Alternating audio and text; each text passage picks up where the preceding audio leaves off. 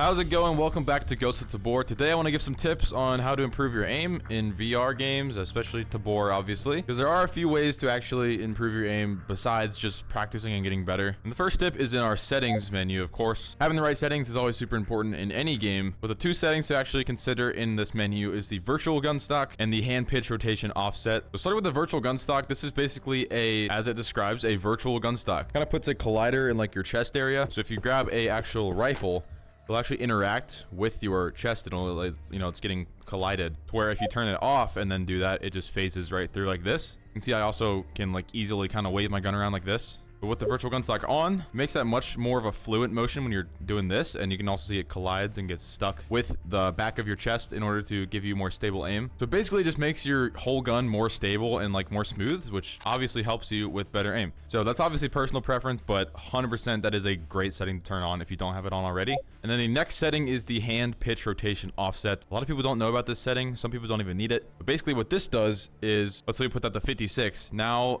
my gun is pointed straight up at the ceiling. Obviously that's not how high I want it. I don't even know why it lets you go that high, but this basically just adjusts the the pitch of your rotation. So it's default at 0, which I find to be just a little too high. If you grab a Glock or some kind of similar gun and just raise it up and try to line up the iron sights, see it's pointed just a bit too high for my liking. So I'll go about -6 to bring it down just a little bit, and then when I go from low ready to aiming, it's right on the sight, right on that front reticle almost every time. It reduces some of the time when you raise your gun, you're like, oh shit, gotta find my iron sights. It slightly helps with that if you can get it on the perfect pitch, but personal preference, mine is on -7. That's what works for me. And my next tip is a decent method of getting your aim even more stable, especially when sniping at long ranges. So a thing you can do on the Oculus Quest, especially because the controllers have like the rings that come out towards you, is you can actually put that ring kind of rest the right ring on like your chin, and it's almost simulating like a butt stock, giving you much more stable aim. It's a little buggy in the Quest 2 because the tracking's not great, so sometimes your gun will like spin off to the side because it loses tracking. I think on the Quest 3 it would work a lot better. On the Index it works pretty good, although on the Index you have to use your thumb because there's no ring that comes out. So it's actually my thumb resting on my chin, and the sights get a little close. You can see how stable it can be, especially with a sniper scope. Let's grab this Barrett here, and you'll see that we can get super stable. And somehow the glass blocks a 50 cal. It's bulletproof glass, I guess. That's a pretty good way to get even more stable aim. Also, I don't suggest talking while you're sniping because you can see it moves, it actually moves the scope a lot more than you might think. And that actually leads me to my next tip for sniping, or any optics for that matter. Breathing is super important. Breathing is important in real life. Breathing is important in a VR game. If you want to get the most stable aim possible, especially at super long distances, you need to breathe properly. And I don't think many people give this tip, but it is super important, just as it is in real life. So when you're ADSing, ready to take that super long shot, it's first off important to wait for an open shot. I wouldn't take a risky shot if it's like, if someone's moving in between cover and whatnot, you don't have the clearest shot. Maybe be a little bit patient, try to get the best angle on them, and then take a deep breath in, and then slowly breathe out. And as you're breathing out, slowly pull the trigger. And then I'll give you the most stable aim possible. And another decent tip is to get, maybe kneel down, gives you slight more stability, or even mounting your gun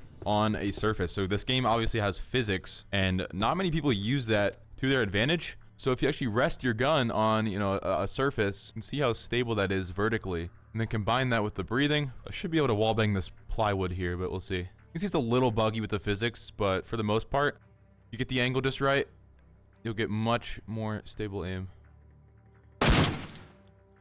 Okay, you can't wallbang a 2-inch plywood, apparently. Can you really not? No, you can't. Oh, no, you can. Why did it not go? It's like 50-50. I don't know. This game's weird. That's the majority of the aiming tips. Now we'll just go into some more like intricate details that most of you already know, but if there's any like brand new VR players, this might be a little bit helpful for them. I know a lot of people do this in flat screen games, but I'm thinking maybe it's the same for VR. So always have your gun raised at about head level, chest level. And to rewind even a bit more, make sure your gun is always equipped. Don't run around with your gun holstered, especially if you're running into like, close quarters space.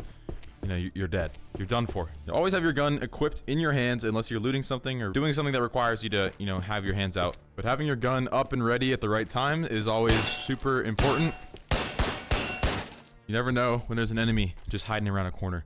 And that brings me to the next tip. This is a little movement tip rather than an aiming tip, but it certainly helps you get the jump on people. So the leaning feature has not come to Tabor yet. I think it is coming in about 3 weeks. You're gonna be able to lean left and right like this, and it'll actually simulate that from a third-person perspective. But for now, the closest thing we have to this, and I don't recommend this if you have a small play space, you might run into a wall, but Tabor actually lets you move around in real life. And you know, for me, it looks like I'm doing like some side lunges here, but for other people, I'm basically just moving left and right like this. But that's still useful. If you're turning a corner, you know, you can use your joystick to peek out like that, to swing out. But I don't know, it doesn't feel natural to me. I usually, you know, crouch down a little bit, bend the knees, and then swing out in real life, and then that is a fast ass peek. I don't even know what that looks like from third person. You're going from cover to swung out, gun ready in like 2 milliseconds. Let's go test it on this Phoenix. I'll never see it coming. I'm just gonna walk past him. All right, so we're here. We swing out. He's dead. We can try the same thing again. He barely even got his gun up, and that's a bot. He has aimbot, and he couldn't even react quick enough. All right, my final tips for aiming better in VR or Ghost of Tabor is to upgrade your VR accessories. So obviously you can go purchase a gun stock. That is obviously gonna help your aim if you're using a good gun stock. But also there's tons of products out there that can actually help your aim without buying a $150 gun stock. And yes, we are transitioning this into an ad read. If you followed my channel for some time, you've probably heard of Kiwi Design. And they're the leading manufacturer in Oculus Quest 2, 3, and Quest Pro products and accessories to help your VR experience become the best that it possibly can. So how can accessories for my VR make me better at aiming? Well, there's a few products from Kiwi specifically that helped my aim when I played on the Quest 2. And yes, I used to play on the Quest 2, and I had the default accessories for so long until I got their extended controller grips, their comfort head strap, and their over-the-ear headphones. So I love my Valve Index controllers, and compared to the Quest 2 are just way too small for me. But the extended controller grips make them about the length of the Index controllers, and they can wrap around your hand just like the Index. You don't have to worry about holding onto the controllers all the time. They're actually just strapped right around your hand. You can open your hands like this, and they won't fall out of them. But the material that these are made of is like a silicone kind of rubber feel, which gives you a much better grip on your controllers, which in my eyes severely helps with aiming in Ghost of Tabor, because it just gives you more to grab onto. And then the comfort head strap or the battery head strap, those just make the Quest way more comfortable to put on your head. You can tighten it much easier. It sits on your head way more comfortably, and for some people it might even allow you to see better in game. The regular Quest head strap is horrible. It's difficult to adjust, and it just doesn't sit on your head right. That's why I've always loved Kiwi Design's head straps, and their battery head strap gives you extra battery life. It charges while you play, so you can play for several hours on end, which you could argue can make you better at aiming because you have more time to practice. But these are just my favorite products from Kiwi. They have tons more products. Here are just some of them on the screen now. There's even a lot of sales going on right now. So if you want to pick up any products for yourself, click the first link in the description and check out Kiwi Design today. I'm super grateful to have them as a long-term sponsor of the channel, and their products have been nothing but amazing. Let's jump into a couple of last-minute tips to improve your aim in Ghosts of Tabor. This kind of goes without saying, but practice your aim. Come to the tutorial level in Ghost of Tabor. You know, grab a gun, shoot some of the targets. The absolute best range in this whole place is this one right here. This has the spinner targets and the 10 pop-up targets and one back in that plane over there. The little aiming warm-up that I typically do. So I'll grab this Glock right here, and I'll shoot all these targets. If I miss a single bullet, I restart, because the Glock only holds, what, 17 rounds? So you gotta hit every single one. And then once I do that, we're good to go. Why do I have a... When did I get shot?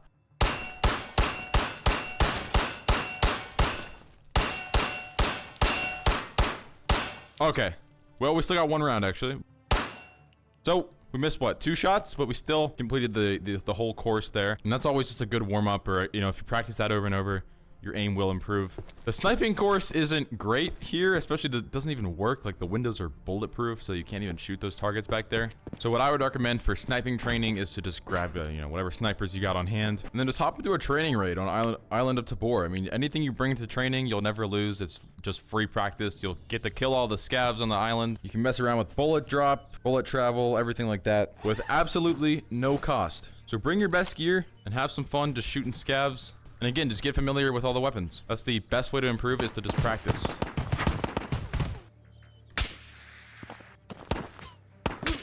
Oh, I almost hit that.